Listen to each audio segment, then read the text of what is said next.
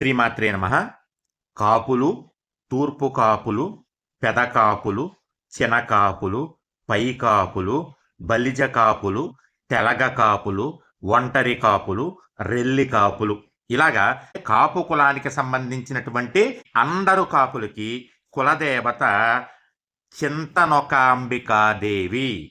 ఈవిడనే చింతాలమ్మ, నూకాలమ్మ అని పిలుచుకుంటూ ఉంటారు.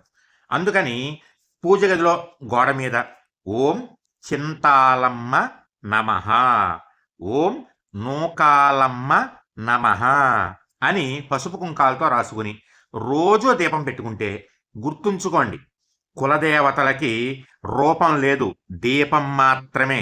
చింతాలమ్మ, నూకాలమ్మ అంటే అనకాపల్లి గ్రామదేవత, చింతలూరు గ్రామదేవత అనుకుంటారేమో. కాదు, గ్రామదేవతలు వేరు, కులదేవతలు వేరు.